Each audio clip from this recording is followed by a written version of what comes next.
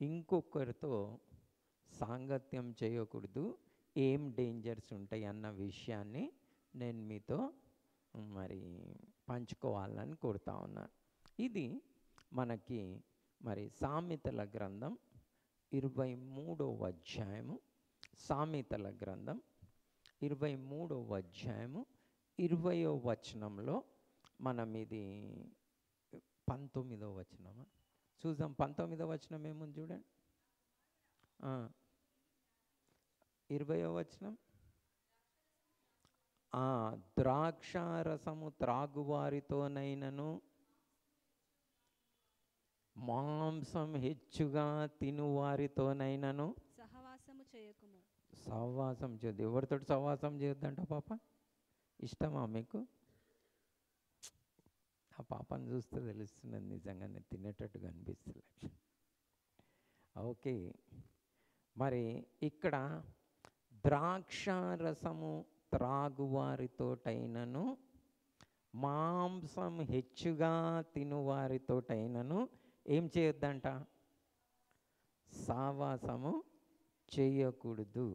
ఎందుకు సహవాసం చేయకూడదు అని ఉన్నదంటే, ద్రాక్షారసం తాగువారైనను మరి మాంసం హెచ్చుగా తినువారైనను ఏమవుతారంట?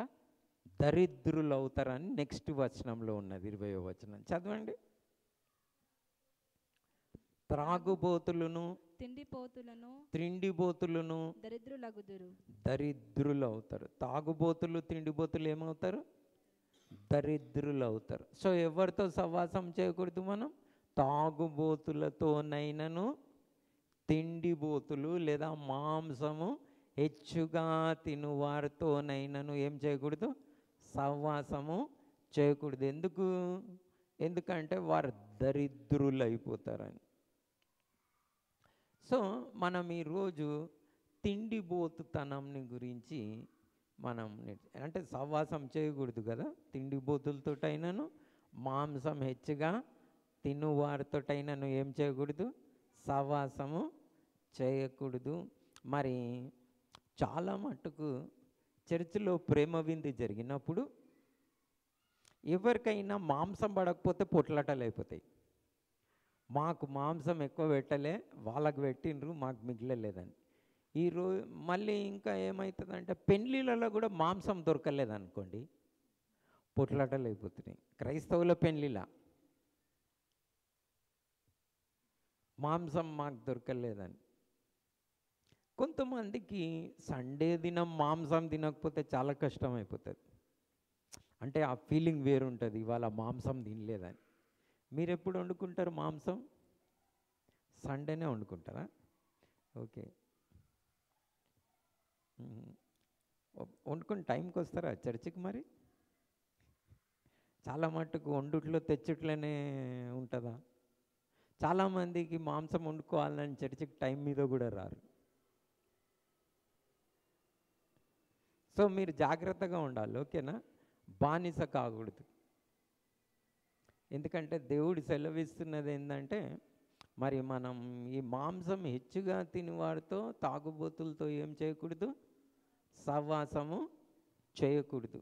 చూడండి, ఏమంటారు, ఇప్పుడు ఈ తాగుబోతు వాళ్ళు ఉంటారు కదా, ఈ తాగుబోతు వాళ్ళు ఏం చేస్తారంటే, వారికి వచ్చిన డబ్బుని తాగుట్లో స్పెండ్ చేసేస్తారు. కొన్నిసార్లు ఎంత స్పెండ్ చేసేస్తారంటే, భార్యా పిల్లలకు తిననికి కూడా ఉండదు, రెంట్ కట్టనికి ఉండదు, పిల్లల ఫీజు కట్టనికి ఉండదు, కానీ తాగాలనుకుంటారు, తాగి ఎంజాయ్ చేస్తూ ఉంటారు. బానిసత్వం, అది మూర్ఖత్వం కదా. ఎవరైనా కానీ తాగకుంటే ఏం కాదు, చచ్చిపోరు కదా.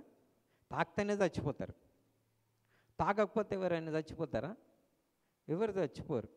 ఆ పాయిజన్ లాగా ఉన్నదానికి బానిస అయిపోయి మరి భార్యా పిల్లల్ని చక్కగా చూసుకున్నారు, మరి వారి ఆరోగ్యం కూడా పాడు చేసుకుంటారు. ఇదేమైనా సమంజసం అంటారా? అట్లా చేస్తే ఎవరైనా న్యాయమా? మంచిదా? జ్ఞానమా? కాదు కదా. ఎస్ సార్, నువ్వు కొంచెం గట్టి చెప్పండి, అవునా కదా? కదా.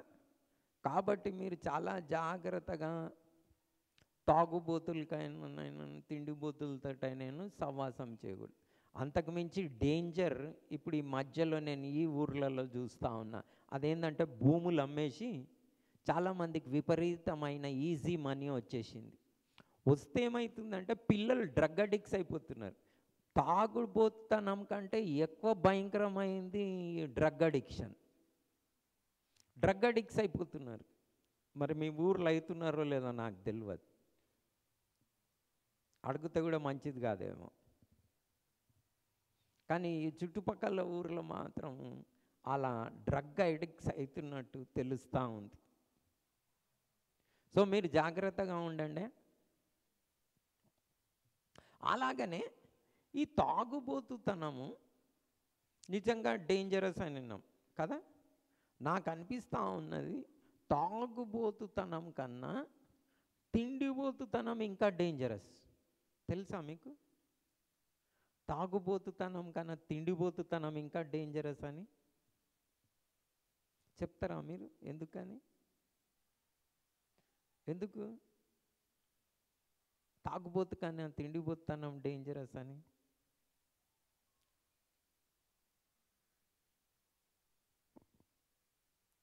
ఎందుకు ఎందుకు ఏమైనా గెస్ చేస్తారా?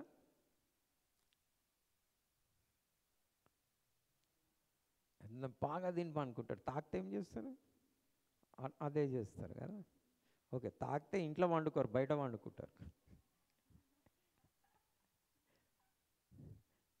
ఓకే, ఎందుకు నేను చెప్తాను. నా రీజనింగ్ కరెక్టా కాదా చెప్పండి. తాగితే చాలా మట్టుకు లివర్ పాడవుతుంది తాగితే. కానీ తిండిపోతుతనంతో ఏమవుతుందో తెలుసా? మొత్తం బాడీయే పాడైపోతుంది. అంటే హార్ట్, లివర్, మరి ప్యాంక్రియాస్ అన్నీ పాడైపోతాయి. ఒబేసిటీ అంటారు కదా. ఒబేసిటీతో ఏమవుతుందంటే ప్రతి వైటల్ ఆర్గన్ పాడైపోతుంది. సో మీరు తిండిపోతనంతో చాలా కొంతమంది అంటారు నేను తాగుతలేనని, కానీ భయంకరంగా తిండిపోతులు ఉంటారు. అందు గురించి మాంసం హెచ్చుగా తినివాడుతట. తిండిపోతులు అయితే బైబిల్ గ్రంథం ఒక మాట చెప్తా ఉన్నది తెలుసా మీకు? నువ్వు తిండిపోతు అయితే ఏం చేయాలని గొంతుకి కత్తి పెట్టుకోవాలని ఉన్నది. సో మీకు ఇష్టమైన ఫేవరెట్స్ ఫుడ్స్ ఉంటాయి అందరికీ, బక్కగున్న దొబ్బగున్న. మమ్మీ డాడీ అవి పెడితేనే తప్ప వేరే తినరు. మీరు అట్లా ఏమైనా చేస్తుండ్రా? ఎంతమందికి మీకు కాకరకాయలు అంటే ఇష్టం?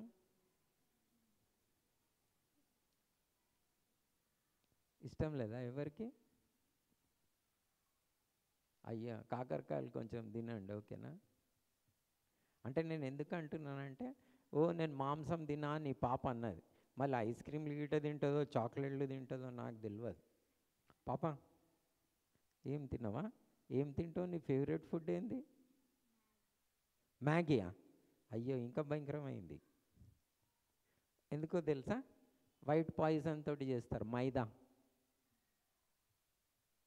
మైదా మంచిది కాదు ఆరోగ్యానికి, వైట్ పాయిజన్ అంటారు. బేకరీ ఫ్రూట్స్ ఉంటాయి కదా, ఎగ్ పఫ్, కర్రీ పఫ్, ఎక్కువ మట్టుగా యానిమల్ ఫ్యాట్ ఉంటుంది అందులో. కొవ్వు, జంతు కొవ్వు ఎక్కువ ఉంటుంది, అరగదు. అందులో కోక్ తాగుతావాను? తాగవా? ఓకే, కోక్ ఇంకా డేంజరస్. అంటే మీరు చూసుకోవాలి, ఇవన్నీ చాలా డేంజరస్ ఫుడ్స్. కొంతమందికి తాగరు, కానీ ఇవన్నీ తాగి మరి వారి యొక్క ఆరోగ్యాన్ని పాడు చేసుకుంటారు. దేవుడిచ్చిన ఆరోగ్యాన్ని పాడు చేసుకొని ఇప్పుడు ఇండియాలో మరి దాదాపు 60% మందికి 30-40 ఏళ్ళలో షుగర్ వస్తుంది. అంటే డయాబెటిక్ అవుతున్నారు. ఎందుకు అవుతున్నారో తెలుసా? ఫుడ్ హ్యాబిట్స్ ఇవన్నీ తిని. ఏవి? బేకరీ ఫుడ్స్, కోక్ అలాంటివి తిని. ఈ మ్యాగీ, చైనీస్ ఫుడ్ ఏదైతే ఉంటుందో చూడు, చైనీస్ ఫుడ్ ఫిర్ బీ కొంచెం healthy, chat Phir be okay, కానీ నూడిల్స్ గిట అంత మంచిది కాదు, ఓకేనా? సో జాగ్రత్తగా మీ ఫుడ్ని చూస్ చేసుకోవాలి. ఫుడ్కి బానిస కావద్దు. ఎందుకంటే ఫుడ్ వలన ఒక్కటి రెండు కాదు, తాగుబోతుతనం కంటే ఎక్కువ వ్యాధులు తిండిబోతుతనంతో వస్తాయి. ఈ ఏమంటారు, ఈ చిప్స్ ఇవన్నీ ఉంటాయి కదా, మిక్చర్, మీకు రోజు సండే కాగానే సాటర్డే పెడుతుండ్రు కదా, అంత మంచిది కాదు. ఓకేనా? అందుకని పెట్టొద్దు అంటలేదు, ఏదో కొంచెం తింటే ఓకే, కానీ బానిసలు కాకండి. ఓకేనా? అంటే ఇవన్నీ మీరు ఏం చేయండి అంటే ఒకసారి ఆలోచించండి. మనకు దేవుడు చెప్తా ఉన్నాడు మనం తిండిబోతులం కాకూడదని. సో ఇప్పుడు నేను కొంచెం మీకు తిండిబోతుతనంని గురించి కొంచెం చెప్పిన నేను. ఓకేనా? కానీ దేవుని వాక్యము ఇప్పుడు మీరైతే మరి చాక్లెట్లు, బిస్కెట్లు, కోకులు తింటలేని బాయ్స్ తెలియదు. మళ్ళీ బాయ్స్ సంగతి ఏం సంగతి? కోక్ నిజంగానా? బేకరీ ఫుడ్స్ ఇవాళ రేపు ట్రెండ్ ఎక్కువైపోయింది, పైసలు ఎక్కువైపోయి. బిర్యానీ పీర్బీ ఓకేనండి.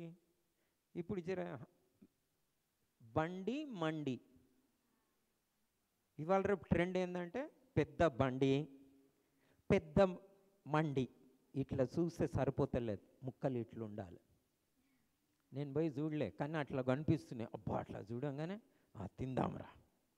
ఏదైనా బర్త్డే అయితే కోక్, బండి, మండి. జాగ్రత్త మీరు, ఇవన్నీ డేంజరస్. చూడు, మీరు జాగ్రత్తగా ఉండాలి. మండి కల్చర్కి పోవద్దు, తిండిపోతనంకి పోవద్దు. ఎవరైనా పిలిచినా కానీ పోకుంటే కూడా నాకు సంతోషమే. ఎందుకో తెలుసా? ఒక్క దినం బర్త్డేకి వాళ్ళు పెడతారు, రెండోసారి ఎవరు పెడతారు? నేను కూడా మా అత్తగారి ఇంటికి పోతే నాకు మాంసం ఎక్కువ వేస్తుండే.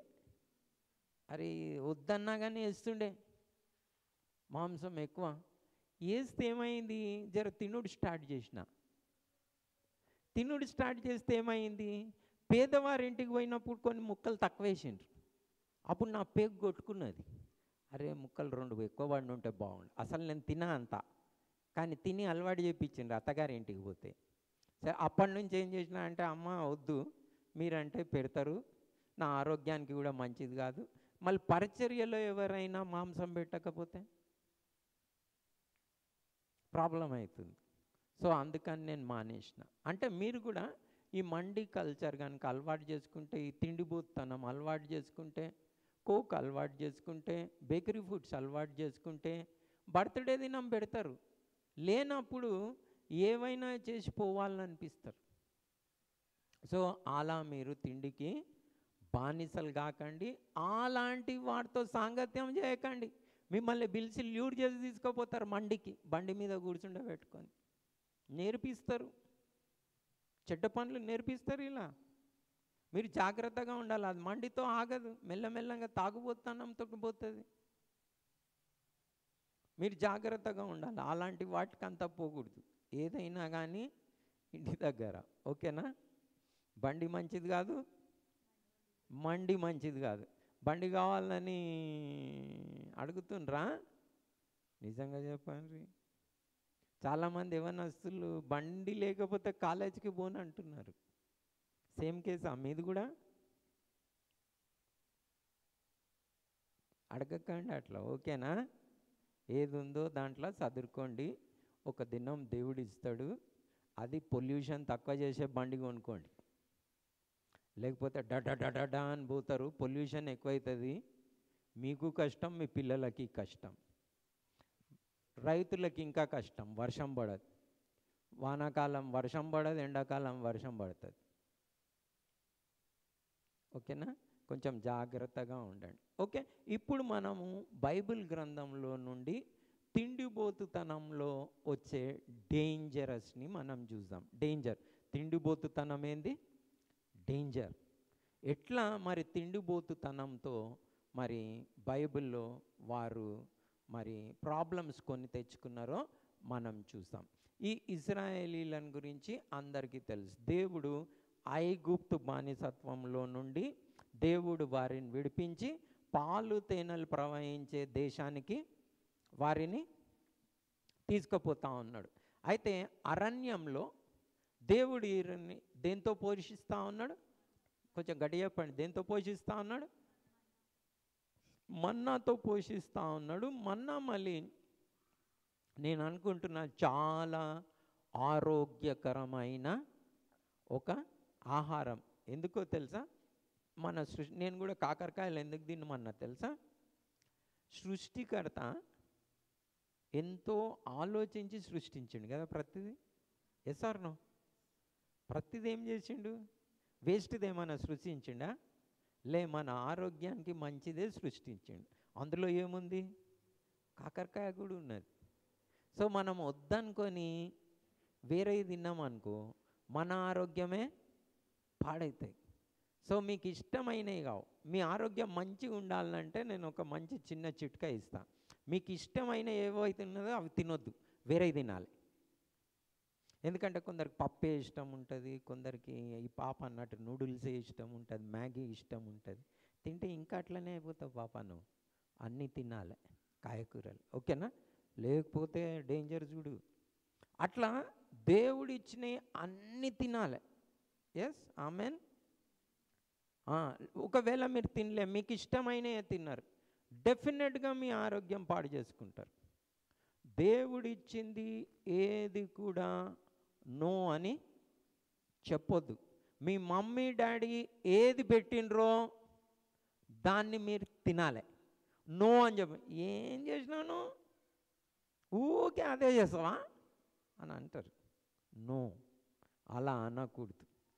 ఏది చేసిండ్రో దానిని తినండి, ఓకేనా? ఒకవేళ తినకపోతే నేనైతే కొన్ని వ్యాధులు కూడా చెప్పలేను. అలాంటి వ్యాధులు వస్తాయి, ఓకేనా? సో మీరు చాలా జాగ్రత్తగా మీ ఫుడ్ విషయంలో ఆరోగ్యకరమైన ఫుడ్ తినండి. వీళ్ళని దేవుడు మన్నాతో పోషిస్తూ ఉన్నాడు. కానీ వీరేం చేసిండ్రో తెలుసా? రోజు మన్నా పెడతావా దేవా మాకు? ఐగుప్తులు ఎంత బాగుండే మాకు, మేము కుండల నిండా మాంసం తిన్నామని చెప్పిండ్రు. ఏం తిన్నారు? ఎంత నిండా? కుండల నిండా. అట్లనే ఉందా బైబిల్లో? ఒకసారి చూడండి. నిర్గమకాండం 16వ అధ్యాయంలో మేము ఐగుప్తులో కుండల నిండా మాంసం తిన్నప్పుడు ఎంత బాగుంటుండే మాకు అని. నిర్గమకాండము అంటే ఆది కాండము. ఇశ్రాయేలీలు మేము మాంసం వండుకొని కుండల యొద్ద కూర్చుండి తృప్తిగా ఆహారం తిన్నప్పుడు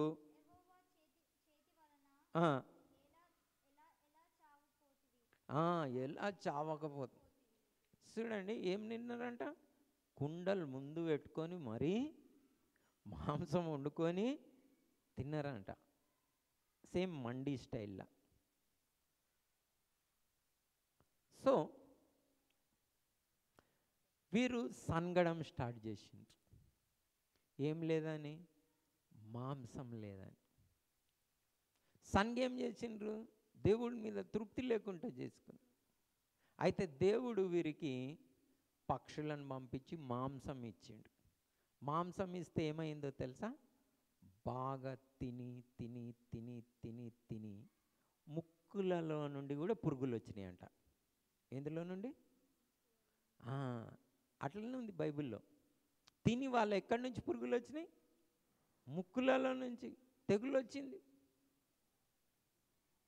కొన్ని అలా ఎక్కువ తిని అలా తెగులు తెచ్చుకుంటారు, శాపం తెచ్చుకుంటారు. దేవుడు ఇచ్చిన దాంట్లో తృప్తి పొందరు. సో మీరు జాగ్రత్త, మీ తిండి విషయంలో జాగ్రత్తగా ఉండాలి. ఎంతనైతే తాగుబోతుతనం లిక్కర్ డేంజరో అంతనే కోక్ కూడా డేంజర్. కోక్లో 75% షుగర్ ఉంటుంది, డేంజర్. అంటే ఇంత చక్కెర తింటే ఎంతనో అంత ఉంటుంది అన్నమాట. స్వీట్ కంటే ఎక్కువ చక్కెర ఉంటుంది కోక్లా.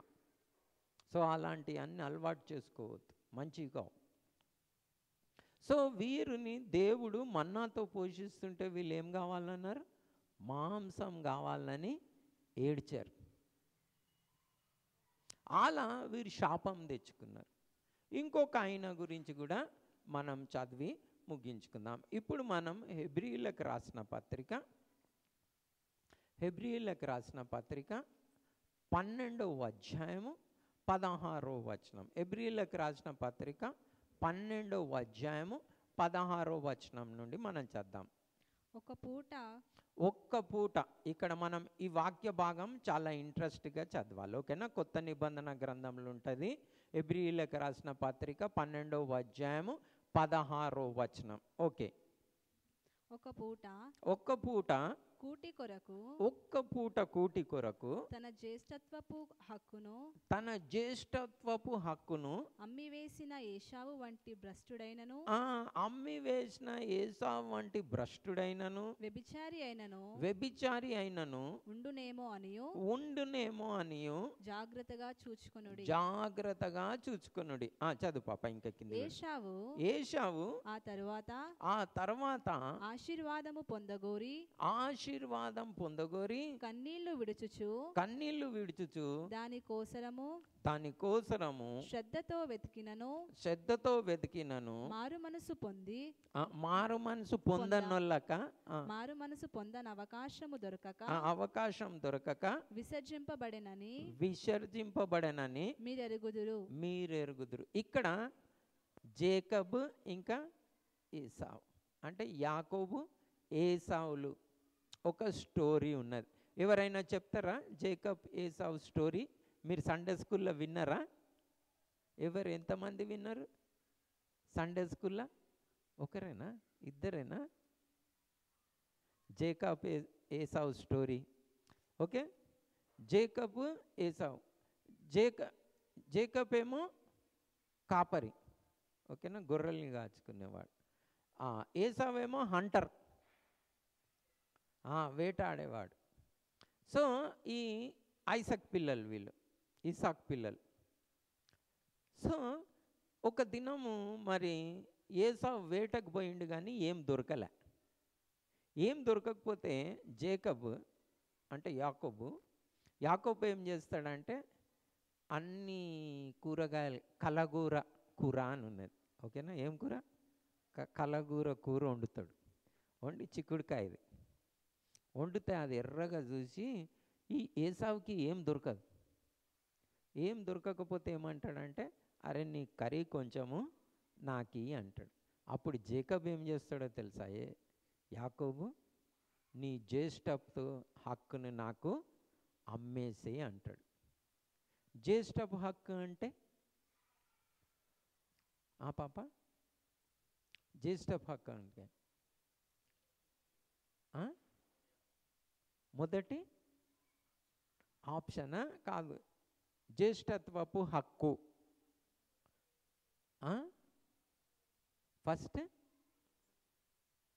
First place. ఇంకా డీటెయిల్గా చెప్తలేరు మీరు, అసలు పాయింట్ చెప్తలేరు. తన ఆస్తి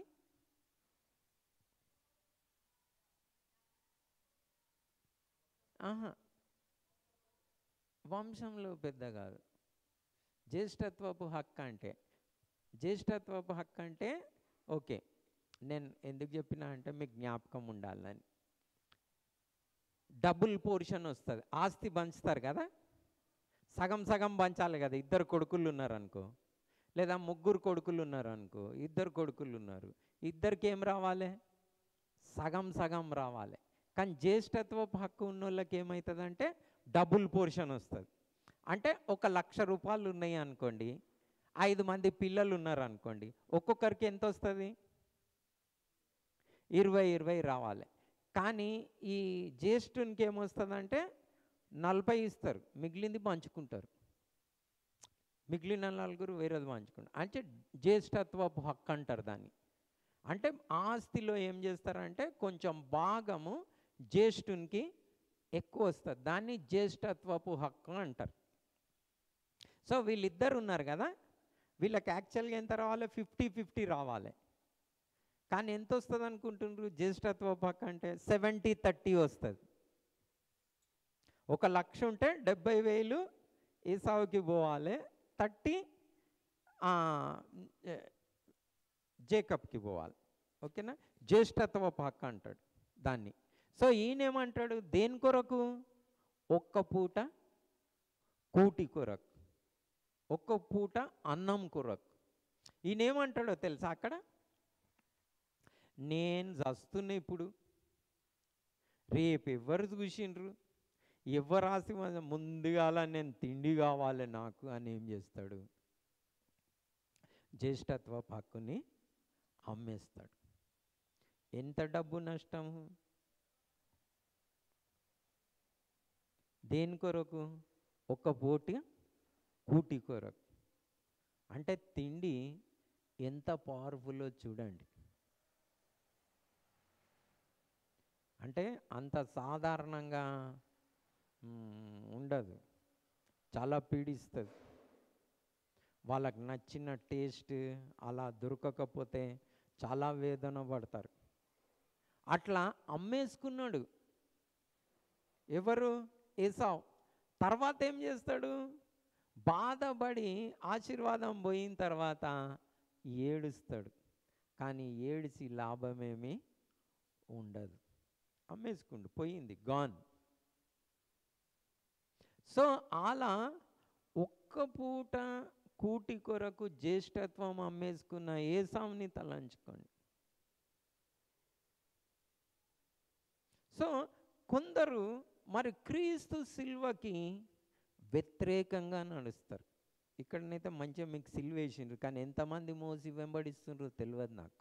ఇప్పుడు నేను వచ్చినప్పుడు అడుగుతా, నేను ఇక్కడ పెద్దగా వేసింది కదా, తను తాను ఉపేక్షించి నేను చదివినప్పుడు అబ్బా ఏం వచనం వేసిండ్రు నాయన అని అనుకున్నా. నా పని చాలా సులభం చేసిండ్రు అనుకున్నా. కానీ ఇక్కడ యేసుడు చాలా సులభమైన పని. మొయ్యుడు వేసుకోవచ్చు, ఇంటి మీద చర్చి మీద కూడా పెట్టవచ్చు, ప్రతి దగ్గర క్రాస్ ఉంటుంది కిటికీలా, ఎవరు మోయారు? మీరు కూడా అట్లా కిటికీల మీద క్రాస్ వేసుకొని మొయ్యకుంటే నరకానికి పోతారు చూడండి. ఇట్లా కూడా పెట్టుకొని మొయ్యడం నేర్చుకోవాలి. ఓకేనా? ఎందుకు చెప్తా ఉన్నా, కొందరు క్రీస్తు సిల్వకి వ్యతిరేకంగా శత్రువులుగా నడుచుకుంటున్నారు. ఎందుకో తెలుసా? ఎవరు వారు? భూ సంబంధమైన వాటి మీద మనసు ఉంచుతారు, కడపేవారి దైవం అంట. చూడండి, కడపేవారి దేవుడు అంట, పుట్ట పూజ ముందుగాల కావాలంట.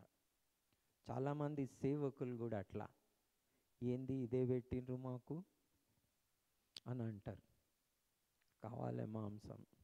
ఇంకా కొన్ని చర్చిలలో చూస్తున్న సండే రాగానే పెద్దలకి అందరికి అన్నీ పాట్లు వీట్లు అన్నీ మంచిది, అంటే తలకాయ, కాళ్ళు, వీళ్ళు, పేగులు, బోటి, మాంసం, చిన్నది పెద్దది అన్నీ కలిపి రోజు ప్రతి వారం వింటున్నా నేను.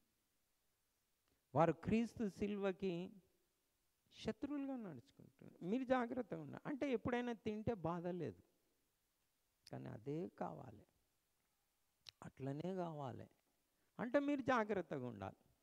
మనం ఇప్పుడు చద్దాం, అంటే చదవాలి కదా మనం, దేవుని వాక్యం ఏం సెలవిస్తుందని. మనం ఇప్పుడు ఫిలిప్పీయులకు రాసిన పత్రిక 3వ అధ్యాయంలో కొందరు క్రీస్తు సిల్వకి శత్రువులుగా నడుచుకుంటా ఉన్నారన్న మాటను మనం చేద్దాం. ఎన్నో వచనమో చూడండి, ఫిలిప్పీయులకు రాసిన పత్రిక 3వ అధ్యాయము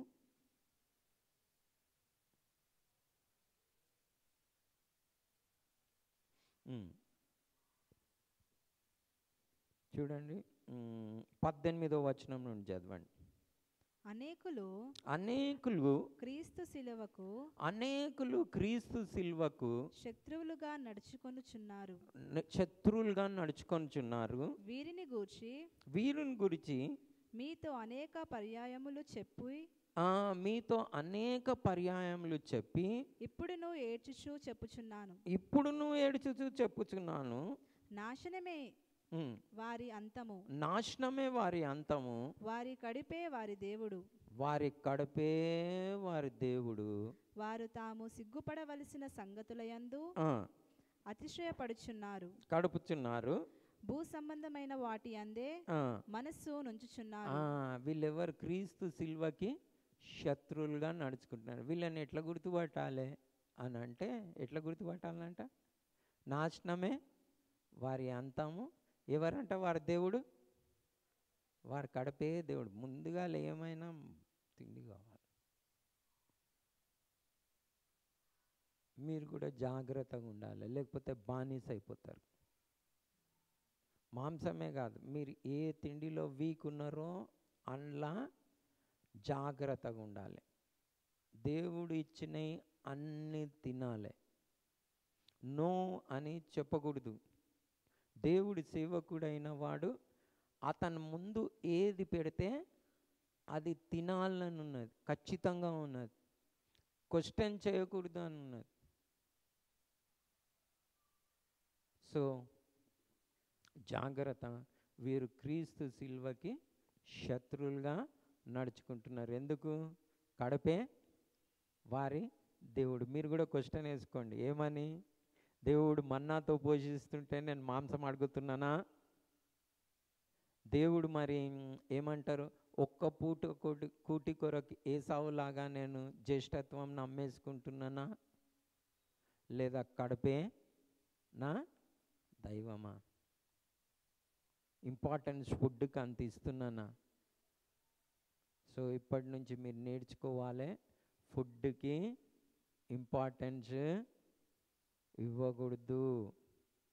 హెల్దీ ఫుడ్ తినాలి, లేకుంటే దేనికైనా బానిసలు కాకూడదు.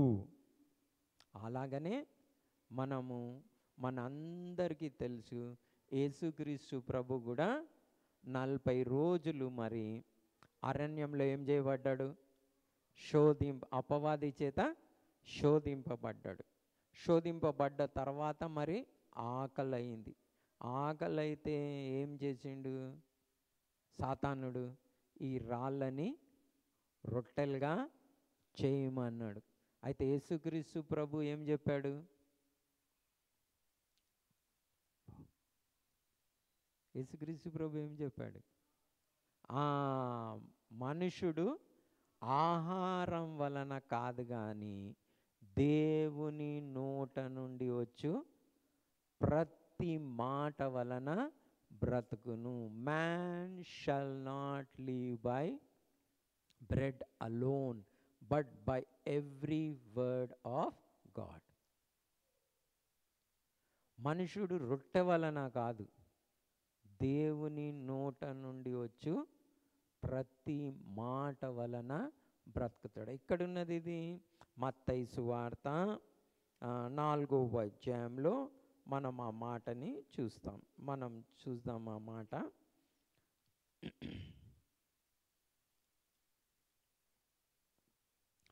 4వ అధ్యాయం 4వ వచనం. అందుకైనా మనుషుడు రొట్టె వలన మాత్రము కాదు గాని, మనుషుడు రొట్టె వలన కాదు కానీ దేవుని నోట నుండి వచ్చు ప్రతి మాట వలన జీవించును అని వ్రాయబడి ఉన్నదనెను. దేవుని నోట నుండి వచ్చు ప్రతి మాట వలన జీవిస్తాడు. సో మనం ఏం అడగాలి రోజు? ప్రభువా, నువ్వు నాతో మాట్లాడు, మా అనుదిన ఆహారం నేడు మాకు దయచేయండి. అంటే ఏం ఆహారము? దేవుని నోట నుండి వచ్చు ఆహారం. ఈ ఆహారం కాదు. ఈ ఆహారం ఏంది? దేవుడు మనకు అడగక ముందే ఇచ్చాడు. దేవుడు గొప్ప దేవుడు. 5 రొట్టెలని 5,000 మందికి పంచగలుగుతాడు. దేవునికి ఏం కష్టం కాదు. మంచివారి మీద చెడ్డవారి మీద ఆయన వర్షము కురిపిస్తాడు. సో మనం ఈరోజు ఏం నేర్చుకున్నామంటే, తాగుబోతులతోటి, తిండిబోతులతోటి ఏం చేయకూడదు? సహవాసము చేయకూడదు. తాగుబోతులు, తిండిబోతులు ఏమవుతారు? దరిద్రులు అవుతారు. కాబట్టి తిండి విషయంలో మనం చాలా జాగ్రత్తగా ఉండాలి. ఇది తాగుడు కంటే డేంజరస్. కాబట్టి దేవుడు ఇచ్చిన అన్ని ఆహారంలో తినాలి, మనకి ఇష్టమైనయే కాదు. సో మీ మమ్మీ డాడీ ఏది పెట్టినరో దానిని తినాలి, ఓకేనా? అంటే దేవుడు ఇచ్చినవి అన్నీ తినాలి, ఆరోగ్యపరమైనవి తినాలి. ఒక్క పూట కూటి కొరకు ఏం చేయకూడదు, జ్యేష్ఠత్వపు హక్కుని అమ్మి వేసుకోవద్దు. అలాగనే క్రీస్తు శిల్వకి శత్రువులుగా నడుచుకొనకూడదు. ఎందుకు? కడపే వారి దేవుడు కడుపు చెప్పినట్టు వింటారు అన్నమాట. అంటే కడుపు ఏది కోరితే అది చేసుకుంటారు, అది దేవునికి ఇష్టంలే. ప్లస్ ఈ సామెత ఉన్నది చూడండి, ఒక సామెత అంటారు. నిజంగా నేను చాలామందిని చూసిన, వానికి ఏంది కుక్కకు బొక్కేసినట్టు బిస్కెట్ వేస్తే చాలు మన దిక్కు మాట్లాడతాడు అంటారు. చాలామంది ఏం చేస్తారంటే కొంచెం ఇంత పోసి మంచిగా జర వండి పెడితే ఏం చేస్తారంటే అటు సైడ్ మాట్లాడేది ఇటు సైడ్ మాట్లాడతాడు. కుక్కకు బొక్కేస్తే చాలు అదేంది కుక్క అంటారు. చాలామంది బానిస అయిపోయి అట్లా మాట్లాడతారు. సో మనం అట్లా తిండికి కానీ తాగుడికి కానీ ఏం కాకూడదు, బానిస కాకూడదు, ఓకేనా? ఇప్పుడు ఆ వచనం ఎక్కడున్నది? 23:20. Very good. తాగుబోతులతోటి తిండిబోతులతోటి ఏం చేయకూడదు, సాంగత్యము చేయకూడదు. ఎందుకంటే వారు ఏమవుతారు, దరిద్రులైతారు, భ్రష్టులు కూడా అయిపోతారు, క్రీస్తు శిల్వకి శత్రువులుగా నడుస్తారు. ఓకే, మనం ప్రార్థన చేసుకుందాం.